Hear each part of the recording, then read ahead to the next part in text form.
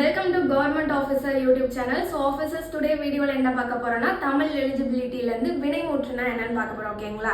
Actually இந்த வினை சொல்லுக்கும் வினை மூற்றுக்கும் என்ன வித்தியாசம்னா வினைங்கிறதுனாலே நம்ம ஒரு செயலை செய்யக்கூடியது தான் வினைன்னு சொல்லுவாங்க ஓகேங்களா. வினை சொல்லுங்கிறது வந்து இப்ப வினை சொல் எடுத்துட்டீங்கன்னா எழுதி ஓகேங்களா, இது ஒரு செயலை குறிக்குது. ஸோ அதனால இது வினை சொல்னு சொல்லுவாங்க.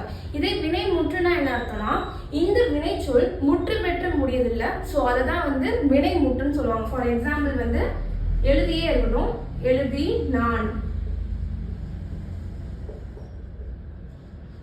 ஓகேங்களா, புரியுதுங்களா. இது வந்து வினைச்சொல் ஓகேங்களா. இது முற்று பெற்று கம்ப்ளீட்டா ஒரு வேர்டை கொடுத்துருக்கு. யாரோ ஒருத்தவங்க எழுதினான் ஓகேங்களா, ஆண் பல குறிக்குது, காலம் எல்லாமே காமிக்குது ஓகேங்களா.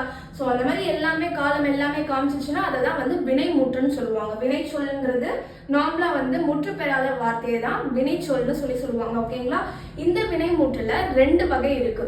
ஒன்னு வந்து தெரிநிலை வினைமுற்று, அடுத்து வந்து குறிப்பு வினைமுற்று ஓகேங்களா. இது ரெண்டுத்துக்கும் பொதுவா என்ன வித்தியாசம்னா தெரிநிலை வினைமுற்றுனா காலம் இடம் பெயர் எல்லாமே வந்து வெளிப்படையா காட்டும். ஆனா இந்த குறிப்பு வினைமுற்று ஏதாச்சும் ஒண்ணு மட்டும்தான் பர்டிகுலரா காமிக்கும் ஓகேங்களா. ஸோ இது ரெண்டத்தை பத்தி அடுத்த வீடியோல நான் எக்ஸ்பிளைன் பண்றேன் டீட்டெயிலா. இப்போதைக்கு வினைமுற்றுனா என்னன்னு உங்களுக்கு தெரியுங்களா. முற்று பெற்ற வினை சொல்லதான் வினைமுற்றுன்னு சொல்லுவாங்க. ஸோ இதுல ரெண்டு டைப்ஸ் இருக்கு, தெரிநிலை அண்ட் குறிப்பு வினைமுற்று ஓகேங்களா. ஸோ தொடர்ந்து நம்ம சேனல்ல தமிழ் எலிஜிபிலிட்டி வீடியோ பார்க்க மறக்காம நம்ம சேனலை சப்ஸ்கிரைப்